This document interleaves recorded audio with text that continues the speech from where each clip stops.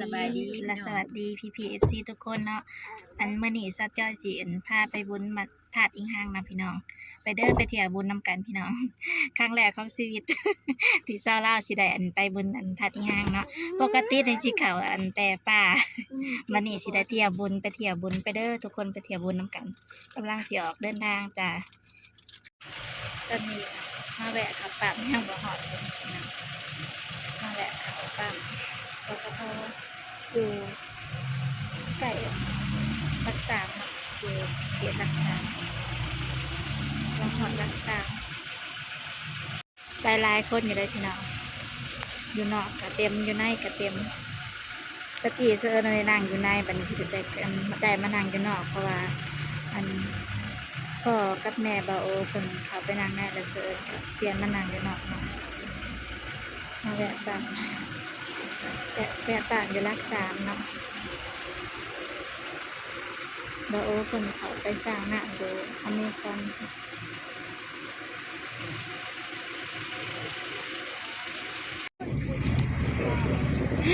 ตอนนี้ก็ว่าเขามาหอดวงเวียนแล้วทุกคนบาโอคนมาทางสวรรค์คนย่างสี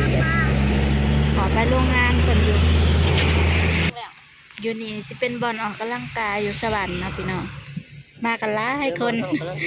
พี่น้องทั้งบ้านนสมบูรณ์ไก่กันพี่น้องนี่แต่ไอ้น้องกันเนาะญาติกันไปนำกันบาโอเพิ่นสิไปแว่นโรงงานขนมเพิ่นสลินกับอยู่ในเสือน่ะมาอยู่นอกตะเกียนางในนำกัน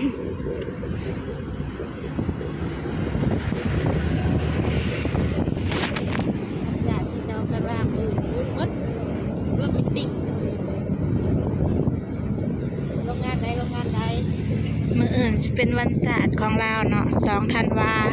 ครบรอบ50 ปีพี่น้องขอมาติดผมไปจัดทางเลยจ้ะเขามาถามเขามาจัดทางมาทางมาเอาขอมาปลาไว้ไหน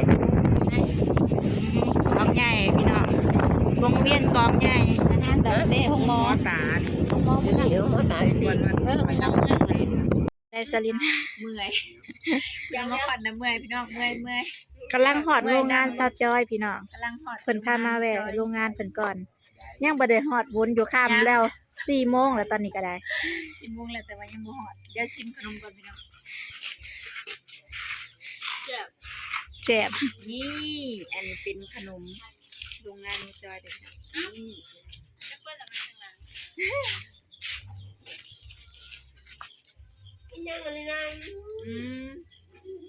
ใส่ยังใส่ใบเตยมีลายใส่ได้ใส่ทั่วแล้วก็ใส่ใบเตยแล้วก็ใส่เกลือตามใส่นั่งพูดทางหลังกับเมื่อยพี่น้องทางในกับเมื่อย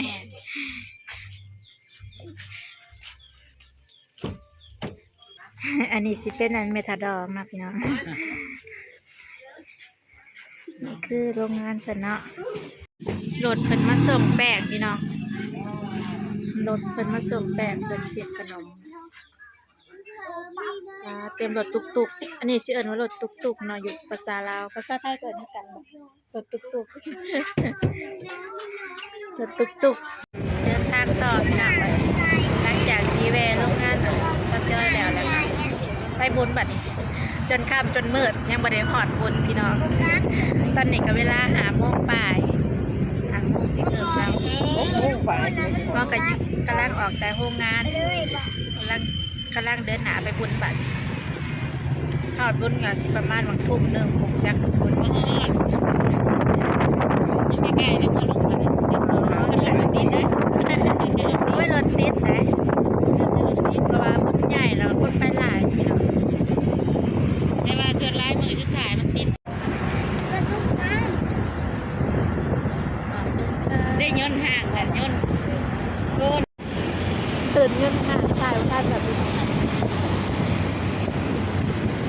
เป็นเดินย่นอีก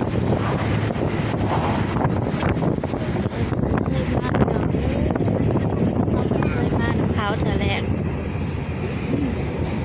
มาบุญถัดอิงห้างเนาะถัดอิงห้างยังบ่ได้หอดบุญพี่น้องทำเหมือนไปมาตั้งแต่บ่าย 2 เสาร์นี่ ทุกคนอันนี้สิเป็นวงเวียนไดโนเสาร์นะพี่น้องอันนี้แหละคือสวรรค์เขตอันนี้แหละคือเอิ้นว่าสวรรค์เขต สวรรค์เขตบ้านเฮา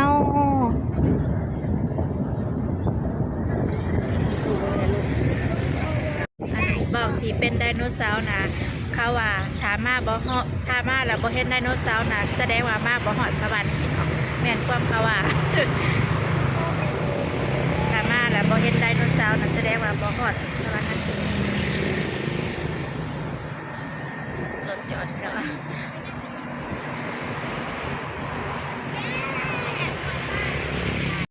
แวะมาเติมน้ำมันเนาะแวะมาเติมน้ำมันอยู่ปั๊มน้ำมันสวรรค์เนาะลัก 12 เอาล่ะบ่จักบักบ่เคยไปบ่เคยมาทางใดเป็นอันอเมซอนมาทางนั้นกันโอ้เราเคยไปทางใดแล้วว่าอยู่ใช้ลักกับบ่จัก เนี่ยนะเนี่ย เราอยู่ลักนั้นลักเท่านี้แล้วเอิ้นนำบ่จักจ้ะพี่น้อง จังโมงมันโทรมาหาน่ะตอน3 ทุ่มบ่ตอ ปั๊ น มน้ำมันบอกนี่นะเป็นลัก 12เหมือน ที่วันที่มื้อใดสิมา อ้าวก็ว่าสิมามื้อนี้ได้มันก็โทรไปก็บ่รับกู คือประธานคือโทร ว่าสิขึ้นรถ บ่ได้โทรเลย คือโทร โทร มา หา บ ผู้ อก หากันไม่ได้แล้วจะมาออกมาจริง ไปต่อประธานอีกทาง ๆ ใกล้สิฮอดแล้วบ่ เล ล่ะ ยครับ ใกล้สิฮอดทางแว่ แล้ แล้ว ว ก็บ่ได้รับ ถามเพิ่นรักนั้นรักนี่เพิ่นก็จักว่าเพิ่นเคยไปเคยมาเนาะพี่น้องคนบ้านน้ำชมพูนบาดไก่น่าจะเอาไปเห็น พอเขาจังรับจะขึ้นก็มารับในห้อง เดือนไก่สิเต็มแล้วเพราะว่านี่นะมันสิเป็นเดือนเพ่งเนาะเดือนเพ่งของเดือนลาวเนาะเดือนลาวสิเป็นเดือนหนึ่งเพ่ง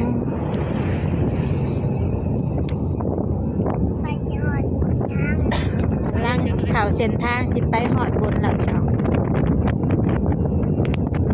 จนมือตื้อๆสิได้รอวุ้นขึ้นมาได้เด้เราไปจากมาตอนนี้ก็กำลังสีย่างค่ะไปบุญนะพี่น้องมาคนหลายรถก็หลายพี่น้องอันนี้ก็สิเป็นภาพบรรยากาศภายในงานเนาะพี่น้องมาเด้อมาเที่ยวบุญนำกันเด้อเนี่ยเพราะว่าวันที่หาจังสียกบุญเนาะอันนี้วันที่1ยังอีกจัง4 มื้อพี่น้องมาให้ทันเด้ออันนี้สิเป็นคนขายโดนัทป่ะแล้วก็มีอย่างกับประจำนะเพราะว่าเป็นบุญงานใหญ่ดิที่บอกบุญงานใหญ่ เป็นซูเปอร์ค่ะอ๋อ อันนี้มันอามวยโลชั่นผิวขาว แล้วจากบุญอันถัดทางก็สิเป็นถัดโพนนะพี่น้อง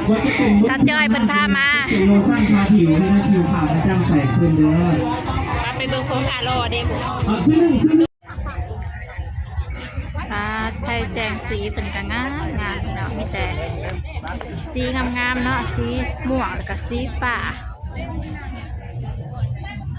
ลูกชิ้นบ่โดนัทบ่เนาะพี่น้องเพิ่นขายแล้วก็ยำแล้วก็มีข้าวผัดอยากกินยำเลยข้าวผัดบ่มีนี่ว่ามีแต่ผัดหมี่เนาะผัดเสร็จ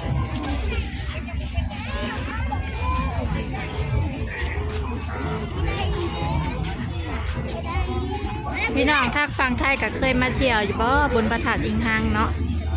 ไก่ตัวเมืองสวรรค์เนาะ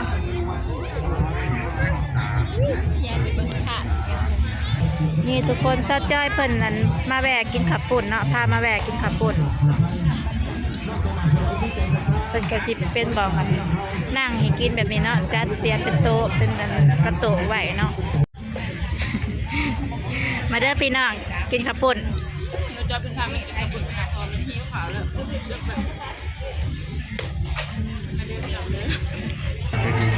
นี่ตอนนี้เขามาหอดประถาดอิงหังแล้วพี่น้องตอนนี้เด้อคือประถาดอิงหังเนาะมีบุญวาสนาได้มาขอบุญถาดอิงหังพี่น้องบ่ได้เคยมาจักเถื่อก็จะเกิดเป็นปีแรกครั้งแรกที่ได้เห็น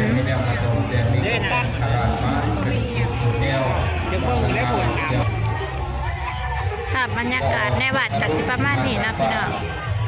ตัวเมืองเหนือมีปัจจัยโมกันนาตัวยอดอีก1,000 บาทสาธุเงินกีบโบขาดเงินบาทไหลมาเงินดอลลาร์ไหลเข้าห้องจอมสวยงามไม่สื่อให้ปรากฏปีดงไอดีซ่าสุขทางกายสบายทางใจอายุวโนสุขังพลังมันนี้มาเองสา นบเอาเด้อพี่น้อง เอาพี่น้องทั้งพวกเมืองเหนือทำมาหอดจอด เสิร์ชแล้วบ่มีมือนบแหละ มีแห้งสุขกายสบายใจขอพูดประกาศประสงค์ รู้สึกว่ามือเปิดงานกับคนหลายอยู่ได้พี่น้อง เจ้าสัพพมีสุขหายจากทุกโศกโมมายาพังไกล นี่อันนี้ก็สิเป็นอันถาดอิงห้างเพิ่นเข้าเจ้าพากันนมัสการพระธาตุอิงห้างเนาะเพิ่นก็สิอันวน3รอบเนาะไต่ถูกไต่เทียนแล้วก็วน3รอบพี่น้องเพื่อมาขอพรเนาะ มาจากแม่หลวงพ่อเซโนสา ขอพรให้ชีวิตการงานรุ่งเรืองเนาะพี่น้องค้าขายมา มาเนสา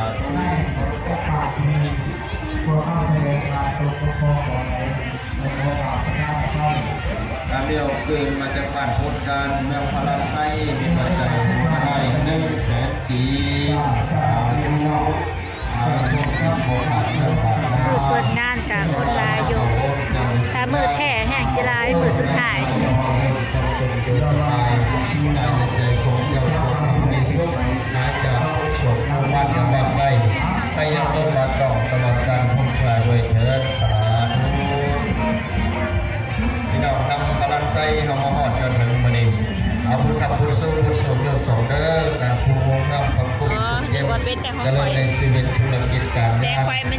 มสุขกายสบายใจ มาเด้อพี่น้องเชิญเที่ยวบุญพระธาตุอิงห้างเด้อนครไกรสอนเนาะ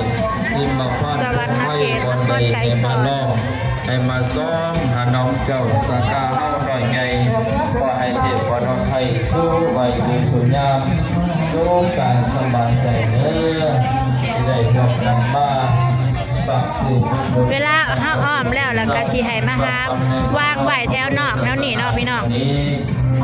วางถูกวางเทียนไว้นะวางดอกไม้ไว้แถวนอก มันได้เที่ยวทั่วโลก แถวใดก็ได้เนาะแล้วแต่คนสะดวก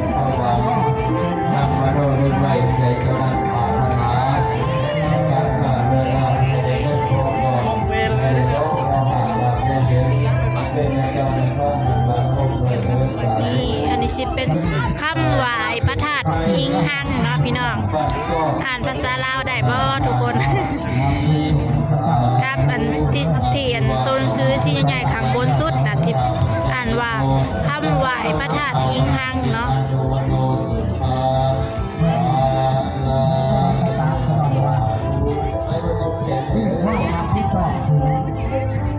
อันนี้ก็สิเป็นตู้บริจาคนะพี่น้องสลิดจัดให้แน่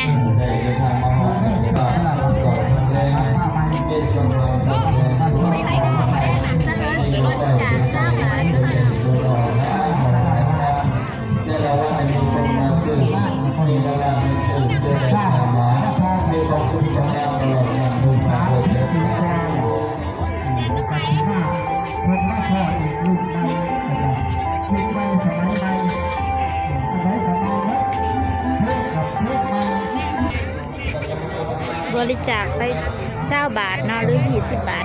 คนก็หลายพี่น้องถ้าเป็นมือแท้แห่งสิหลายกว่านี้ อันนี้ขนาดมือเปิดงานนี่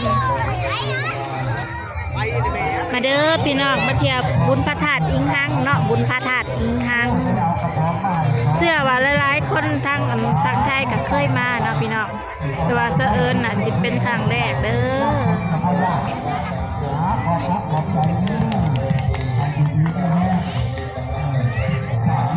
เพราะว่าผู้เฒ่าผู้หนุ่มเด็กน้อยเนาะวัยรุ่นหลาย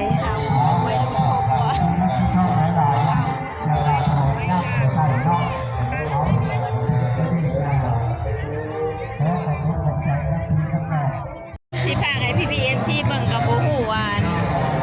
คือยังเนาะว่าสนิทก็เซิร์นกับบ่เคยมาเด้อพี่น้องบ่ฮู้ความหมายสามพี่น้องมีอยู่4หูได้แต่ถ่ายให้เบิ่งนี่คือคนแค่นี่ได้แต่ถ่ายให้เบิ่งพี่น้องแต่บ่ฮู้ว่าที่มาที่ไปเพิ่นจังได๋มาจากไสพูดแต่ว่าประธานอีหยัง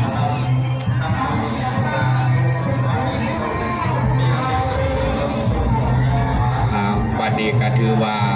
พ่อแม่พี่น้องผู้น้องผู้มีกิจศรัทธาจะมาห่วงมาสู่โฆษณาพี่น้องเราก็พากันหันหน้าหันตาก็มาย่อมือเสียเก่าเราเสียงวันกันพี่น้องรักกันเป็นศพกับจอยคอยทำลูกเล่เด้อพี่น้องเด้อทางเดินพระกันกับมันให้เราให้ภาพลอยเด้อเนาะว่าจะยังลงวินคือเมื่อคนก่อน บวชมาสลิน เป็นครั้งแรกในชีวิตเคยมาจ้ะจากที่นี่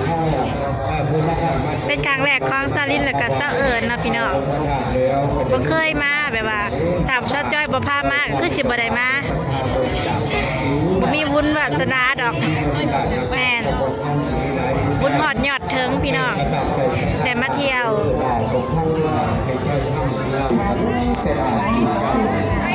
ออกแล้วพี่น้องมานี่ถ้ากันย่างออกแล้ว แล้วก็น้องพัฒนาน้ำเบลบัตรดอกน้ำดวนมีปัจจัยโมทนา50 บาททีสาธุ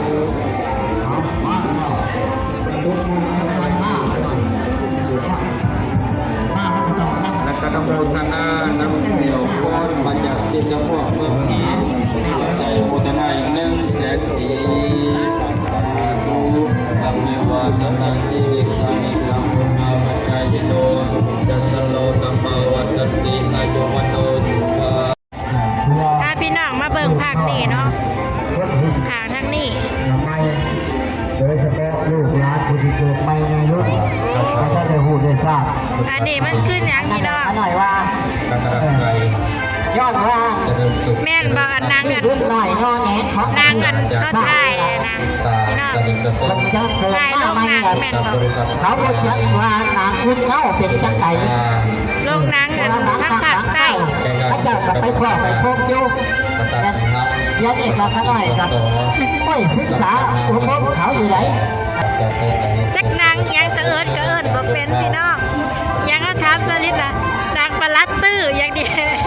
เสะเอิญก็บ่จักพี่น้องเกิดบ่ทัน บอก ตะกี้น่ะมันบ่มีทีวี การ พี่น้องมีแต่มาขายนางอันนี้ มี ขายนางอันนี้เขาจะก็มาเบิ่งเด้แต่คาตะกี้แต่คาที่สลิดยังน้อยได้มันบ่มีโทรทัศน์ ส่งดอก เปิดมากเลยมาก สัปดาห์ อยากจะลอยออกมาดอก ข ข น นาด มมาทำบุญทำส่วนวันนี้มีแต่ความสุข สิได้ออกเมื่อแล้วพี่น้อง ใจคุณบอกคุณครับคุณปฏิ ออกแล้วพี่น้องเราออกแล้วบัดนี้สิเมื่อแล้วยังบ่ทันละซื้อหยังจับนี่ก็สิเป็นทรายไหมนะพี่น้องพี่น้องทางภาคใต้สิหูดีดอกทรายไหมเนาะ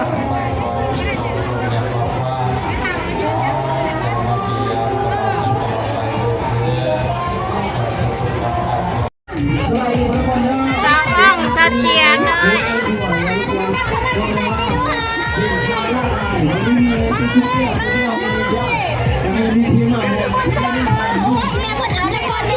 ทีมงานหัวขาล่อพี่น้อง